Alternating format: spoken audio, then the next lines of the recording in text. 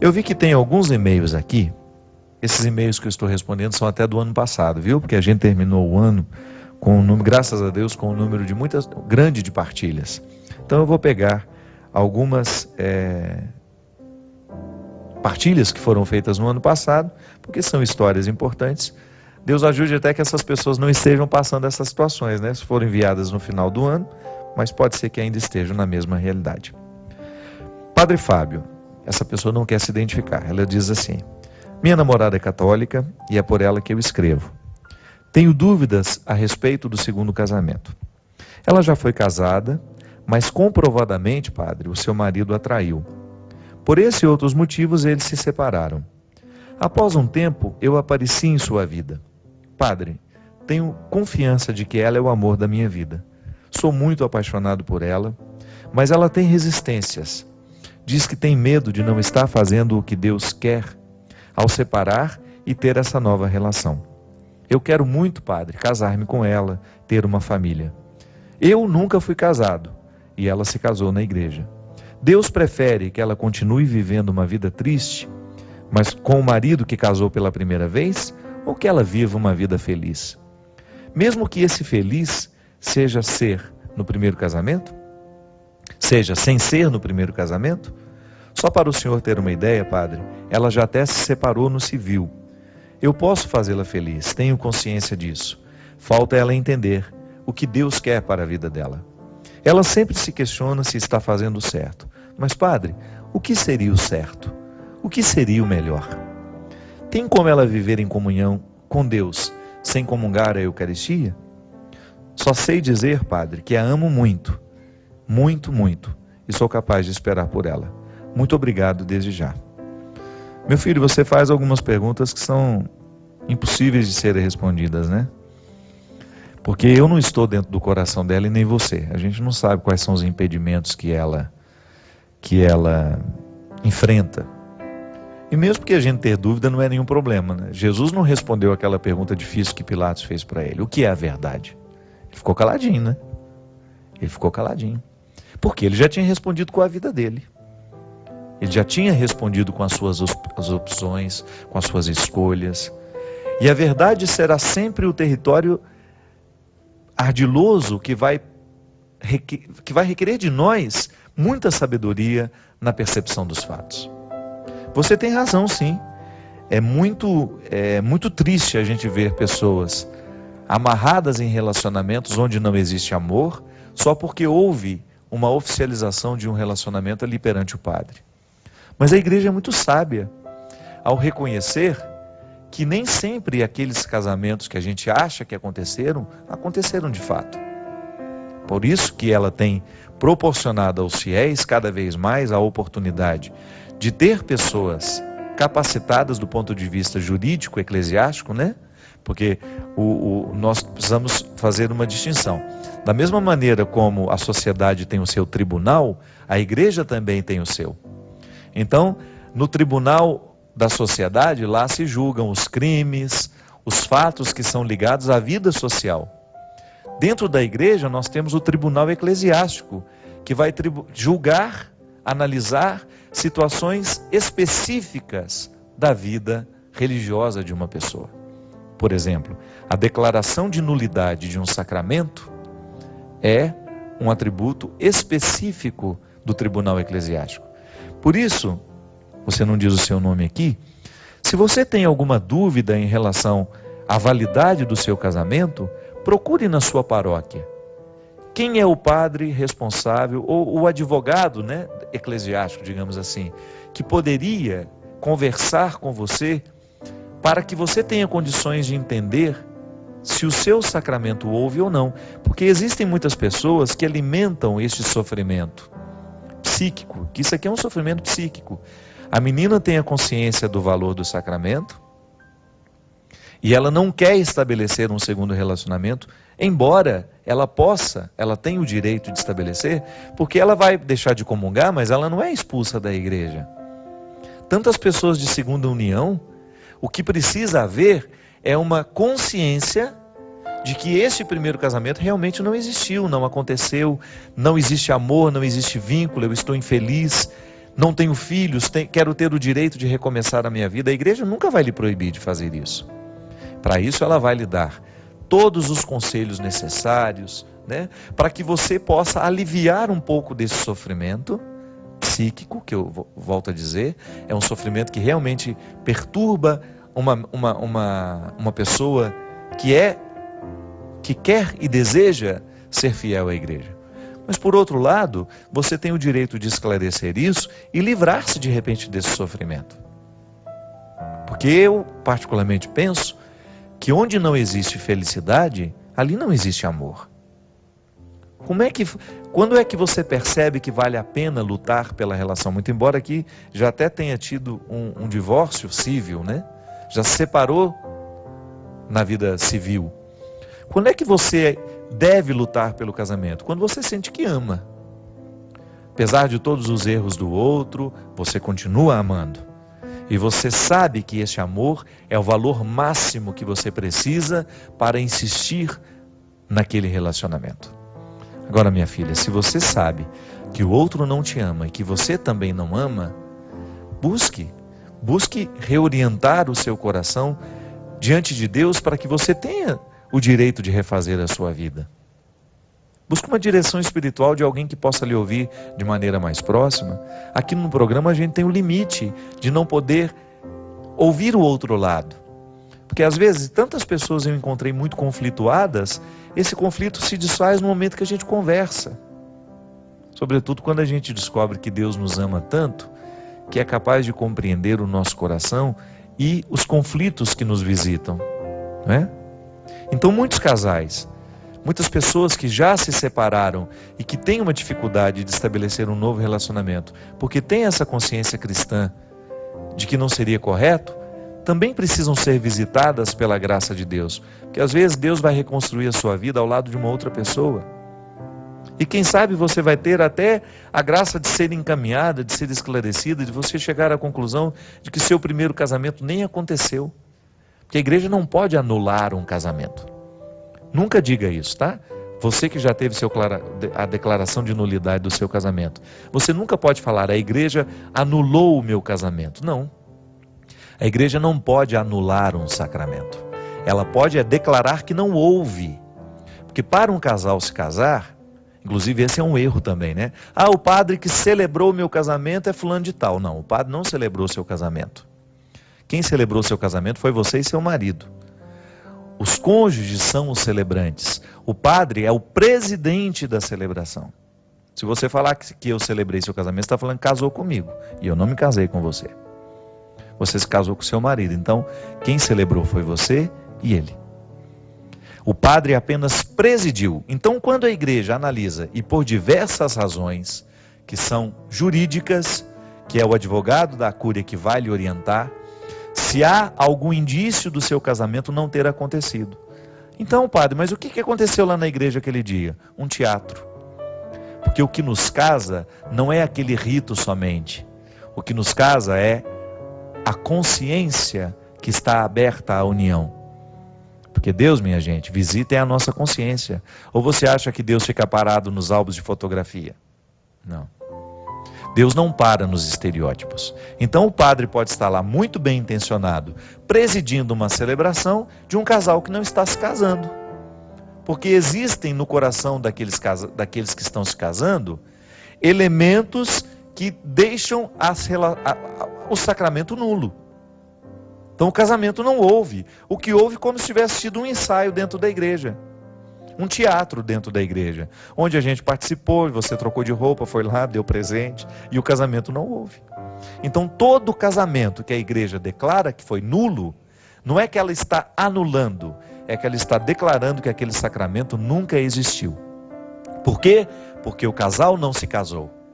Pode ser que tenha havido apenas uma aceitação do sacramento de uma das partes. Digamos que você foi a esposa, você se preparou bem para o casamento, você tinha toda a consciência do que você estava celebrando e seu noivo não estava nem aí para aquilo que estava acontecendo. Então, infelizmente, o casamento não acontece de um lado só. É por isso que a gente insiste no curso de noivos, é por isso que a gente insiste na maturidade do namoro, para que quando você decidir que vai se casar, você tenha consciência de tudo o que significa o seu casamento. Então, por exemplo, você se casou com uma pessoa e aos poucos você descobriu que ela tinha um desvio de personalidade que você nunca notou durante o tempo de namoro. Isso a igreja declara que o casamento não houve, porque, usando a linguagem jurídica, houve um erro de pessoa. Acho que é isso mesmo que no processo é colocado. Houve um erro de pessoa. Eu achei, durante todo o tempo do nosso namoro, nós namoramos 2, 3 anos, e o meu marido escondeu esse aspecto da personalidade dele, que prejudica demais o nosso relacionamento como casados. Pronto. É por isso que o namoro é um tempo de aprendizado. É um tempo de conhecimento. Namoro, minha gente, é uma época que tem que ter a oportunidade constante de término. Namoro pode terminar a qualquer hora. Por quê? Porque ali você está numa convivência mais próxima, identificando os aspectos da personalidade do seu marido, do seu futuro marido, para você saber se você quer aquilo para você. O homem, ao namorar uma moça, ele está observando todas as dimensões, se ela quer ter filho, se ela tem paciência com criança, porque isso também é um fator para declarar nulidade. Quando você casa, você descobre que a sua esposa era estéril e ela sabia e nunca lhe disse isso. E você casou querendo ter filho. Você casou enganado. Tá vendo? É um erro. O outro não tem o direito de ocultar. Tudo isso são elementos que fazem com que o namoro seja um tempo frutuoso. Então, ao namorar, você vai percebendo se aquela pessoa com quem você está se relacionando pode ser a sua esposa, pode ser o seu esposo. Por isso que a gente tem que dar tempo. O namoro tem que ser um tempo de conhecimento, para você conhecer a família dela, para você conhecer o jeito dela ser. É claro que sempre vai ter uma preservação de um mistério, mas não pode ser a coluna vertebral daquele temperamento, sabe? Entende? Você vai conhecer detalhes da pessoa depois que casa, na convivência. Mas o estrutural, aquilo que faz a pessoa ser quem ela é, você tem que conhecer durante o tempo do namoro. Não podemos nos casar enganados, senão o casamento não existiu. E não adianta o padre ter dado a bênção. A bênção que sacramenta uma união é aquela que acontece no íntimo dos corações, quando as pessoas sabem quem elas estão recebendo em matrimônio. Então, por isso que nunca é tarde para a gente colocar essa consciência em nós.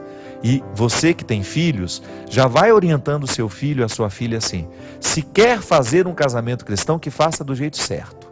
Se quer fazer um casamento católico, que faça da maneira correta. É por isso que em muitas dioceses, os bispos não aceitam, e com razão, casamentos fora da igreja, casamento no sítio, casamento ali, casamento ali. Por quê? Porque casamento não é teatro. É uma manifestação pública do amor que a gente tem um pelo outro e da comunidade que nos recebe. Você já vê a seriedade do casamento no momento em que eles organizam tudo isso. Na própria consciência que a noiva, que o noivo tem. Claro, existem lugares que o bispo permite, não tem nenhum problema. Se o bispo permite, se é possível que essa cerimônia seja feita ao ar livre, na casa de uma pessoa, não é nenhum problema não. Eu não sou contra isso. Eu sou contra quando é aquela situação em que a pessoa não tem a mínima compreensão do significado do matrimônio e ela está só preocupada na festa que ela vai fazer, nos convidados que ela vai receber, no vestido que ela vai vestir, nas flores que enfeitarão. Não é isso casamento. Casamento você pode casar numa capelinha sem ninguém presente, só você, o padre, sua mãe, seu pai, alguns amigos. E se aquilo for de fato uma união de duas almas, é a cerimônia mais bonita que um casal pode realizar. A cerimônia mais bonita de casamento que você pode realizar é quando as suas almas estão preparadas para essa união. Aí sim o casamento é bonito, o casamento é válido. Padre, sou católica, há muito tempo não vou à igreja. Eu estou escrevendo porque estou muito angustiada. Eu moro com um rapaz há 5 anos, mas esse tempo todo que estamos juntos, nunca senti-me amada por ele. Gosto muito dele, mas temos opiniões diferentes, temos gostos diferentes. Enfim, não sou feliz ao lado dele e me pego na maioria das vezes reclamando, pensando no quanto eu seria feliz estando solteira. Penso muito em me separar, Padre, mas ao mesmo tempo vem um sentimento estranho de que não posso deixá-lo. Quando começo a pensar na nossa separação, vejo o quanto ele depende de mim e, na verdade, sinto pena em deixá-lo. Fico com aquele sentimento de que ele não vai saber viver sozinho, mesmo porque nossos parentes moram no norte de Minas e nós moramos no interior de São Paulo. Enfim, quero me separar, mas ao mesmo tempo não quero magoá-lo. Eu não estou feliz, Padre. Me ajuda, não sei o que fazer. Minha filha, você não é casada com ele, você só mora com ele. Se você identifica que você está ao lado dele somente por pena, por dó, isso é muito pouco, né? Eu acho que ele merece uma pessoa que o ame de verdade. Infelizmente é assim também, né? As pessoas não chegam nem a fazer um namoro, já estão morando juntas. Apressam tudo. Gente, hoje relacionamento tem ficado cada vez mais difícil porque as pessoas não são pacientes para viverem o processo. Então, 2 meses de namoro já estão dormindo na casa do outro, já estão praticamente tendo uma vida de marido e mulher. Não dá tempo nem de sentir o mal-estar, né? Que nos dá o direito de separar.